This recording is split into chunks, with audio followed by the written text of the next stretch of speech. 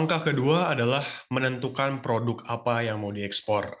Karena setelah kita menentukan mindset, motivasi, ya pastinya kita harus menentukan produk apa yang mau diekspor kalau kita mau membangun bisnis ekspor. Nah, dalam bisnis ekspor ada kurang lebih dua macam produk yang bisa diekspor. Pertama adalah produk manufaktur. Jadi produk manufaktur adalah produk yang udah melalui olahan industri, udah diolah, tidak mentah. Ya, kita bisa lihat gambar di situ misalnya perhiasan, tembikar, atau furniture, atau produk-produk pangan, snacks, itu adalah produk manufaktur, sudah melalui proses industri. Lalu kedua adalah produk non-manufaktur, atau produk hasil mentah, kayu-kayuan, ikan, udang, bahan tambang, rempah-rempah, kopi. Nah, itu adalah produk non-manufaktur atau produk mentah. Dua-duanya, masing-masing produk manufaktur atau non-manufaktur punya kelebihan dan kekurangan. Nah, ini kita akan bahas habis ini. Oke, kita akan lihat komparasi pro dan kontranya antara produk manufaktur dan non-manufaktur. Untuk produk manufaktur, pro-nya, pertama, nilai tambahnya tinggi. Karena udah diolah sedemikian rupa, udah punya brand, atau punya sesuatu yang diolah dari industri sehingga punya nilai tambah. Jadi kemungkinan perang harganya akan lebih sedikit, karena dia punya nilai tambah karena sudah diolah lewat industri. Kedua, kita kan menciptakan lapangan kerja terdidik melalui industri, lalu juga mendorong pertumbuhan industri dan ilmu pengetahuan, dan juga suplai produk lebih terjamin. Karena misalnya kalau di pabrik, itu udah jelas kuantitas produksinya dalam sebulan berapa. Nah, jadi suplai produknya akan lebih terjamin karena hasil manufaktur. Tapi ada kontranya. Kontra pertama, potensi pasarnya lebih kecil. Tentu daripada kita ekspornya bubuk cinnamon, kayu manis, daripada kayu manisnya, pasti potensinya akan lebih kecil untuk produk bubuk kayu manis karena sudah diolah dan sudah jadi bubuk gitu ya. Lalu kedua, butuh waktu yang lama untuk riset dan pengembangan produk. Selain itu juga membutuhkan berbagai macam sertifikasi pendukung khususnya dalam industri seperti ISO, HACCP, dan sertifikasi lainnya, khususnya untuk ke negara-negara maju, dan banyaknya perubahan tren dan permintaan. Nah, itu harus diperhatikan untuk produk manufaktur. Kita pindah ke produk non-manufaktur. Pro-nya, yaitu tidak memerlukan research and development yang rumit. Karena ya kalau rempah-rempah, buah-buahan ya udah seperti itu aja langsung diekspor dari hasil alamnya. Jadi biarkan alam sendiri yang menentukan hasilnya seperti apa. Yang kedua, potensi pasarnya pasti akan jauh lebih besar dan juga akan meningkatkan pendapatan petani dan produsen lokal. Tapi banyak kontranya. Kontra pertama adalah perang harga. Potensi pasar yang besar juga menciptakan kompetisi yang sangat-sangat besar. Dan untuk produk non-manufaktur, perang harga itu akan sangat mungkin terjadi tingkat kemungkinannya, karena barangnya ya udah seperti itu, hasil alam. Ada banyak sekali ratusan ribuan perusahaan yang sudah terlebih dahulu melakukan itu sebelum kita. Makanya di satu sisi produk non-manufaktur gampang untuk diekspor, di sisi lain akan sangat sulit bagi pemula karena perang harga ini. Dan kalau produk non-manufaktur biasanya yang murah lah yang akan menang. Karena yang nggak punya nilai tambah apa-apa. Ya jahe ya seperti itu jahe. Kopi ya seperti itu kopinya. Dan ada banyak sekali eksportir lain yang juga melakukan hal yang sama dengan kita. Maka perang harga ini akan menjadi salah satu kendala untuk ekspor produk non-manufaktur. Ini juga yang mengakibatkan banyak UMKM pemula yang ekspornya produk non-manufaktur, rempah-rempah, jahe, kopi, itu kesulitan mendapatkan buyer. Kenapa? Karena perang harga. Karena harganya tidak bersaing. Karena kita sebagai eksportir kan biasanya trader, kita ambil dari barang orang lain. Dan itu kan pasti kita harus menaikkan harga supaya mendapatkan keuntungan. Nah, ini adalah kontra yang perlu dipertimbangkan. Lalu kedua, rentan perubahan iklim dan cuaca yang berpengaruh pada rantai distribusi ekspor. Saya ambil contoh kopi, di awal tahun 2023 ini ada perubahan iklim yang luar biasa sehingga menyebabkan gagal panen.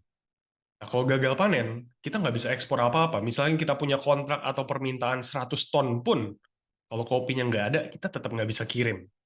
Maka ini sangat rentan perubahan iklim dan cuaca, yang akan sangat berpengaruh pada rantai distribusi, dan kalau produknya nggak ada, ya bisnis kita akhirnya nggak jalan. Dan yang ketiga, harganya fluktuatif. Udah perang harga, fluktuatif pula. Karena untuk harga komoditas, harga barang rempah ya, seperti batu bara, emas, lalu juga kopi, gula, itu kan ada harga komoditas internasional. Harganya sudah ditentukan oleh pasar internasional dan sangat fluktuatif. Nah, ini yang perlu dipertimbangkan, pro dan kontra produk manufaktur dan manufaktur. Saran saya bagi teman-teman, Bapak Ibu yang masih punya semangat tinggi, masih punya waktu yang banyak, masih punya energi, eksporlah produk manufaktur. Karena untuk ekspor produk non-manufaktur, Indonesia sudah melakukan itu sejak zaman Belanda dulu, lewat VOC. Sampai sekarang juga kita terus mengekspor produk-produk mentah kita. Diolah di luar negeri, balik lagi ke Indonesia jadi brand-brand yang mahal. Biji coklat kita ekspor ke Eropa. Dari Eropa balik lagi ke supermarket di Indonesia jadi brand mahal. Nah, ini mungkin yang menyebabkan Indonesia kenapa nggak maju-maju. Karena kita fokus terus mengekspor bahan-bahan mentah. Sekarang, sudah saatnya kita untuk ekspor produk-produk jadi yang sudah mempunyai nilai tambah. Kita ekspor brand-brand lokal, brand UMKM, dengan mengolah sumber daya yang kita punya, memanfaatkan sumber daya manusia yang kita punya, menciptakan nilai tambah, sehingga kita bisa ekspor produk manufaktur, produk jadi, sehingga brand Indonesia bisa lebih dikenal di luar negeri. Kita bisa berguru pada Mayora, Tolak Angin, Kapal Api, yang berhasil membuat brand lokal Indonesia dikenal di luar negeri. Nah, kalau bisa, kita sebagai anak-anak muda, generasi muda bangsa, juga bisa membuat seperti itu, membuat brand lokal yang bisa diekspor ke luar negeri menjadi brand yang punya nilai tambah tinggi. Nah, selanjutnya, ketika kita memilih produk, ini dia yang sangat penting untuk dipikirkan. Apa yang membedakan produk saya dengan yang lain? Produk saya ini memberikan solusi atau menyelesaikan masalah apa? Jangan sampai produk kita hanya sekedar meramaikan pasar. Ya, misalnya untuk produk non-manufaktur, kita ekspor kopi, ekspor jahe. Secara nggak langsung itu hanya meramaikan pasar. Karena sebelum kita, udah banyak sekali eksportir, petani yang mengekspor jahe, mengekspor rempah-rempah, mengekspor kopi ke luar negeri. Jadi kita harus memikirkan apa yang membedakan produk saya dengan yang lain. Kenapa buyer di luar negeri harus memilih perusahaan saya dibandingkan perusahaan lain? Untuk produk non-manufaktur, saya sering menganalogikan kita memancing ikan di laut yang keruh. Dan di laut yang keruh itu udah banyak sekali kapal-kapal besar, perusahaan-perusahaan besar yang udah dari lama berkecimpung di dunia ekspor. Dan kita eksportir pemula datang hanya kapal nelayan aja. Ya, bagaimana ikan mau memilih kapal kita? Nah, itu adalah masalah dan juga sekaligus tantangan yang harus kita pikirkan. Dan untuk menjawab tantangan itu, kita harus memikirkan apa yang membedakan produk saya dengan yang lain. Dan produk saya itu memberikan solusi apa sih? Menyelesaikan masalah apa untuk buyer? Misalnya saya eksportir coklat. Brand saya namanya Cartens Cocoa. Cocoa powder ya sudah banyak juga yang ekspor emang. Produk cocoa powder ya begitu-begitu aja. Tapi saya nggak berhenti di situ. Saya memikirkan apa yang membuat produk saya ini beda dengan yang lain.